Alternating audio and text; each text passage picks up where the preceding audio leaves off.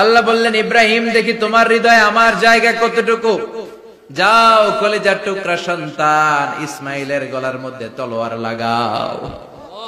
সাইয়েদনা ইব্রাহিম বিয়ে করার পর থেকে আল্লাহর কাছে চাইতে চাইতে শেষ, মাগার সন্তান হয় না। ওনার প্রথম সন্তানটা হয়েছিল সাইয়েদনা ইসমাইল যখন জন্মগ্রহণ করেছে, ইব্রাহিমের বয়স ছিল 86 বছর। সুবহানাল্লাহ কইতে মনে চায় না?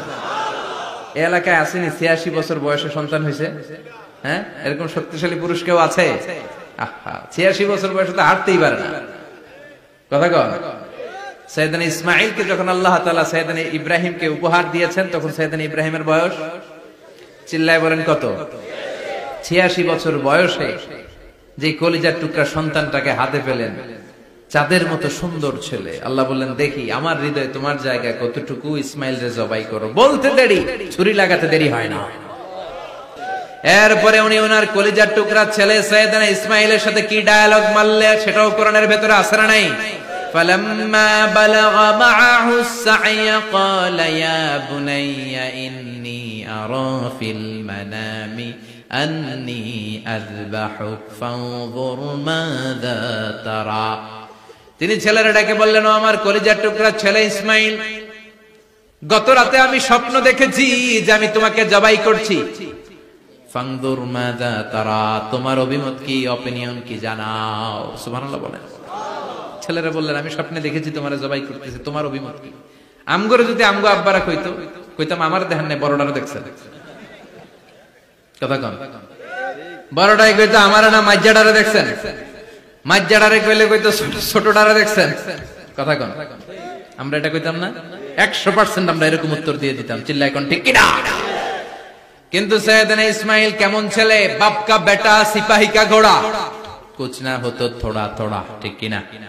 ছেলে বলল, ইয়া আবাতি ফআল মা তুমারু সাতাজিদুনি ইনশাআল্লাহু মিনাস সাবিরিন। কি ছেলে, আমগডিও পোলা ওইটাও পোলা, পার্থক্য আছে না নাই? ছেলে কয়, বাবা আমি তো ডরাই না, আমি ডরাই আমনেরে লইয়া। আমনে ডরান কিনা, আপনি ভয় পেয়ে যান কিনা, ওই টেনশনে আমি আছি। আপনি যে আমার এত মায়া করেন, আপনি যে আমার এত ভালোবাসেন, আমাকে শুইয়ে দিয়ে যে জবাই করবেন, ফিনকি দিয়ে যে রক্ত ছুটবে, আপনি ভয় পেয়ে যান কিনা, ওই ভয় আমি পেয়ে যাই। আমার অন্তরে কোনো ভয় নাই। ইয়া আবাতি ফাআল মা তুমার, বাবা যেমনটা আদিষ্ট হয়েছেন ঠিক তেমন তেমন করেন। সাতাজিদুনি ইনশাআল্লাহু মিনাস সাবিরিন, ইনশাআল্লাহ আপনি আমারে ধৈর্যশীল পাবেন। এরকম ছেলে আমাদের ঘরে ঘরে থাকার দরকার আছে না নাই? তার মানে বাপ বেটা কি ডায়ালগ মারছে কোরআনে তুলে দিল কে? আমি আপনাদের খেদমতে সূরাত আল বাকারার 124 নম্বর আয়াত তেলাওয়াত করেছি। এই আয়াতে আল্লাহ তাআলা একজন প্রসিদ্ধ নবীর ব্যাপারে কিছু তথ্য দিয়েছেন। এই তথ্যগুলো আজকে আমরা শুনবো ইনশাআল্লাহ। পড়েন।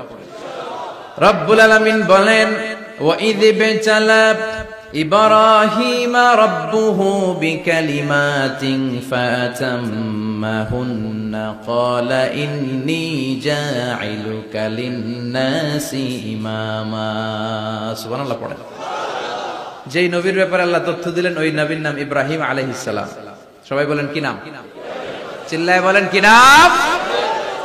আল্লাহ বলেন, নবী স্মরণ করুন সেই সময়ের কথা যখন আমি আমার খলিল ইব্রাহিমকে অনেকগুলো বিষয়ে পরীক্ষা করেছিলাম, আর আমার খলিল ইব্রাহিম প্রতিটা পরীক্ষায় গোল্ডেন এ প্লাস পেয়েছে। প্রতিটা পরীক্ষায় সফলতার সাথে আমার ইব্রাহিম উত্তীর্ণ হয়েছে। আর ফলাফল স্বরূপ আমি বলেছি, ইন্নী জাঈলুকা লিন-নাসি ইমামা। ইব্রাহিম এতগুলো কঠিন পরীক্ষা নিলাম, একটাও ফেল মারলাম না, সবগুলাই পাস। যাও, এর বদৌলতে তোমার আমি গোটা বিশ্বের মানুষদের ইমাম বানায় দিলাম। ইমাম মানে নেতা। ইমাম মানে কি? নেতা। নেতা হওয়া এত সহজ না। আগুনে পুড়িয়ে পুড়িয়ে যেমনি খাঁটি সোনা বানানো হয়, তেমনি কষ্টি পাথর দিয়ে যাচাই করে করে, পরীক্ষা করে করে আল্লাহ তাআলা সাইয়েদনা ইব্রাহিমকে এই মর্যাদার আসনে বসিয়েছেন। আল্লাহ বলে, অনেকগুলো পরীক্ষা আমি নিয়েছি সাইয়েদনা ইব্রাহিমকে।